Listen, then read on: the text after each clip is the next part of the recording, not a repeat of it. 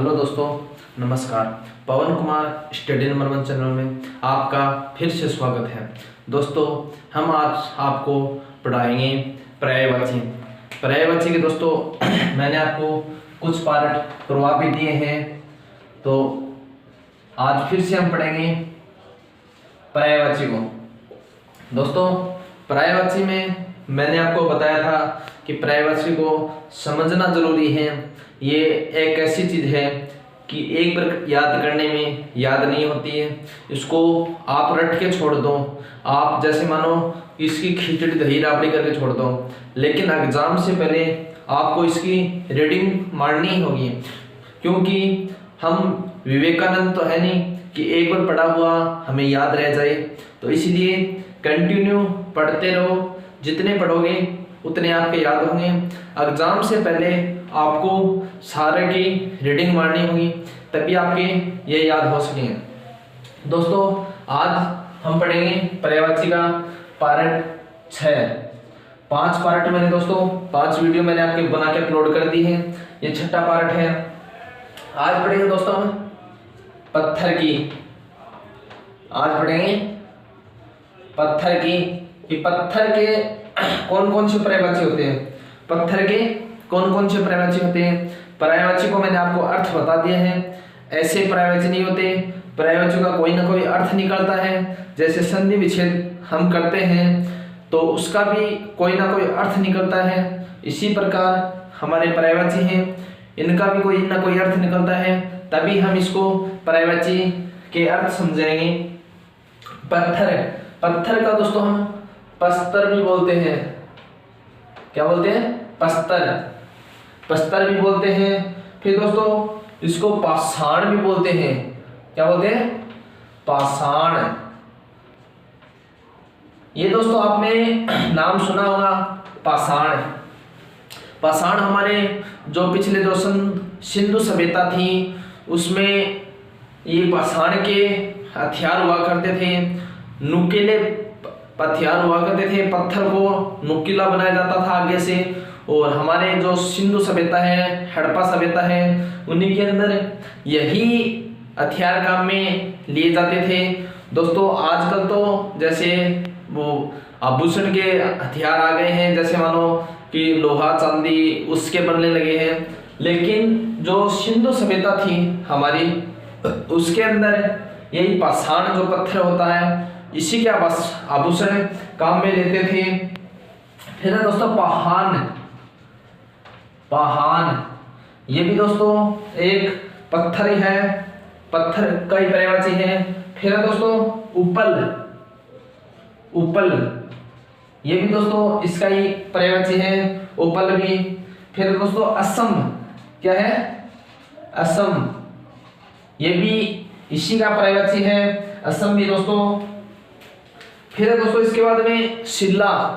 जैसे हम हड़प्पा सभ्यता में नहीं पढ़ते कि शिलालेख, वो क्या करते थे कि शिलालेख जैसे पत्थरों पे बड़े बड़े आकारों में लिखे जाते थे, तो इस पत्थरों पे लिखा जाता था तो उसे बोलते हैं शिला।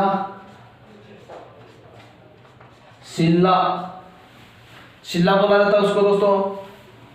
पत्थर को क्या क्या बताया मैंने आपको, एक तो बताया पस्तार, एक होता है पाषाण, पाहान, उपल, असम और शिला।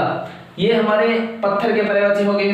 फिर इसके बाद में है दोस्तों हमारे प्रकाश के पर्यायवाची। प्रकाश, प्रकाश तो आप समझते ही हो कि प्रकाश किसे बोलते हैं।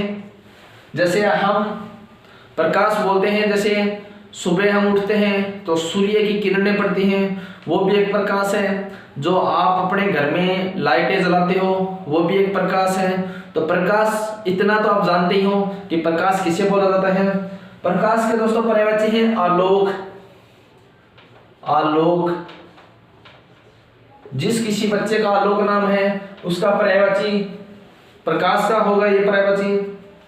उजाला, उजाला ये भी दोस्तों प्रकाश का ही पर्यायवाची है, उजाला। आभा, आभा भी एक प्रकाश का ही पर्यायवाची है। ज्योति, ज्योति जिसका नाम है, जिस लड़की का, उसका भी दोस्तों प्रकाश का पर्यायवाची है। अब कई कई लड़कियों का नाम ज्योति होता है, ज्योति का उन्हें ये नहीं पता कि पर्यायवाची किसका पर्यायवाची है। ज्योति, ज्योति पर्यायवाची है प्रकाश का, लेकिन पढ़ाई के अंदर उसके खुद के भी अंधेरा रहता है, तो वो किसी और को किरणें कहां से पहुंचाएगी। फिर दोस्तों ज्योति के बाद में है दीप्ति। क्या है? दीप्ति। दीप्ति भी दोस्तों किसका पर्यायवाची है? प्रकाश का पर्यायवाची है दीप्ति। छवि। क्या है? छवि। छवि भी कब दिखती है? जब प्रकाश की उम्मीदें हो, प्रकाश की किरणें दिखाई दे, तो ही उसमें छवि दिखाई देती है। फिर है द्युति। द्युति ये भी क्या है दोस्तों? प्रकाश का ही पर्यायवाची है। तो प्रकाश के कितने पर्यायवाची बताए मैंने आपको? आलोक, उजाला, आभा, ज्योति, दीप्ति, छवि और द्युति। ये दोस्तों इतने प्रकाश के पर्यायवाची हैं। फिर हम याद करेंगे पवन के। ये लो दोस्तों, ये तो मेरा खुद का ही पर्यायवाची आ गया। क्या गया? पवन। मेरा खुद का नाम भी पवन है। पवन के आज मैं अपने खुद के पर्यायवाची बताता हूं आपको। पवन के पर्यायवाची है दोस्तों, पहले तो दोस्त जैसे अनिल। क्या है? अनिल। ये भी पवन के पर्यायवाची है अनिल। फिर दोस्तों वायु। वायु, वायु तो आपको पता ही होगा, तेज हवा, चलने वाली तेज हवा को वायु कहते हैं। और वाक। क्या है? वाक। ये भी पवन का पर्यायवाची है। फिर दोस्तों मारुत। मारुत। अब दोस्तों इसमें आप ध्यान रखना, मारुत, ये मारुत तो पवन का पर्यायवाची है, लेकिन यहां आपको मुझे मारुति। क्या मिले? मारुति। तो ये मारुति हो जाएगा हनुमान का पर्यायवाची। ये ऐसी छोटी छोटी चीजें आपको ध्यान में रखनी होगी कि कौन सा किसका पर्यायवाची है, कौन सा किसका पर्यायवाची है। समीर। समीर ये भी किसका पर्यायवाची है? पवन का पर्यायवाची समीर। फिर है पवन मान। क्या है? पवन मान, ये भी पवन का पर्यायवाची है। फिर है बयार। क्या है? बयार, ये भी पवन का ही पर्यायवाची है। मैंने आपको 3 पर्यायवाची बताई आज कि कौन से पत्थर के, प्रकाश के और पवन की। कौन कौन से बताए?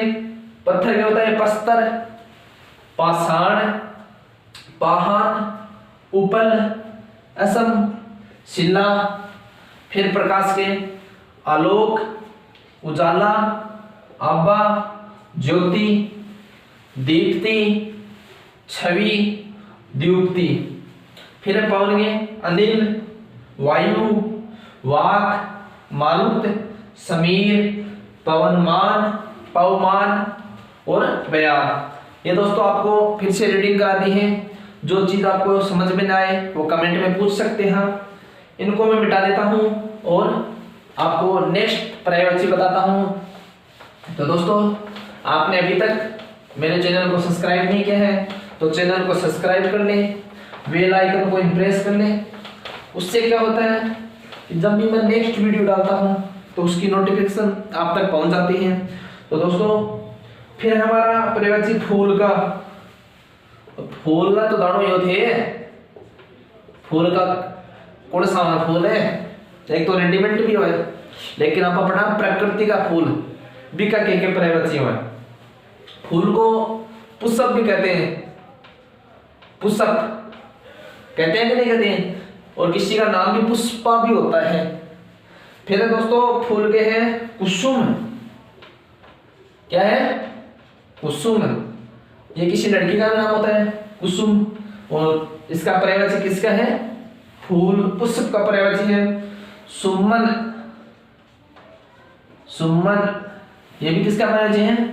फूल, पुष्प का पर्यायवाची है गुल।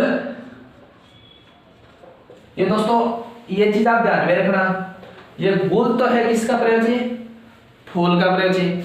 लेकिन कहीं आप गुल की जगह गुलशन मत कर देना, ये फिर पर्यायवाची अलग हो जाएगा। ये हो जाएगा बाग का, बगीचे का, गार्डन का बोलते हैं, ये उसका पर्यायवाची हो जाएगा।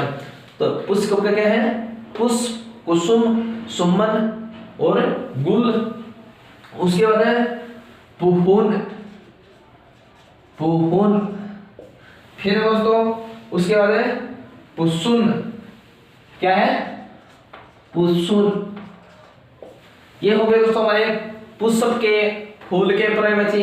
फिर से आपको रीडिंग बता देता हूं। फूल के हैं पुष्प, पुष्प, कुसुम, सुमन, गुल, पुहुन और पुसुन। ये हो गए फूल पुष्प के पर्यायवाची। अब बात करते हैं बिजली की। अरे बिजली तो जानो टाबरो कौन सी है जो आप काम में ले रहे हैं, इलेक्ट्रिक होती है ये दोस्तों। क्या है कि जब हम घर में लाइट चाहते हैं तो वो भी एक बिजली है। तो ये बिजली का पर्यायवाची क्या क्या है वो देखते हैं आज, क्या क्या पर्यायवाची है। आजकल तो रीडिंग भी बहुत बढ़ाती है। चलो देखेंगे इसके पर्यायवाची, तो देखें क्या क्या गुण है इसके अंदर। पर्यायवाची के एक तो पर्यायवाची का, इसका बिजली का पर्यायवाची है विद्युत। ये चीज हम साइंस में भी पढ़ते हैं, विद्युत। वहां बिजली नहीं बोला जाता साइंस के अंदर, विद्युत की चाल, जैसे जीके रीजनिंग में पढ़ते हैं तो उसमें भी विद्युत ही पढ़ा जाता है। फिर है दोस्तों चपला, चपला। ये चपला दोस्तों पैरों में पहनने वाली नहीं है कि हम पैर में पहनते हैं, वो चपला नहीं है। ये चपला बिजली का जो विद्युत है उसका पर्यायवाची है, ये याद रखना। फिर है तड़ित, तड़ित ये भी किसका पर्यायवाची है? तड़ित भी बिजली का पर्यायवाची है। फिर है दामिनी, दामिनी। अब नाम यहाँ का है तो थनवेरो काम क्या कोई करे, जब किसी के लग जाता है करंट बिजली का तो पता ही आपको, जैसे नाम में बोलने में जोर आता है, तड़ित, दामिनी, वैसा ही काम करती है भी। फिर उसके बाद के अंदर है दोस्तों बिजुरी। क्या है? बिजुरी। थैंक यू दोस्तों।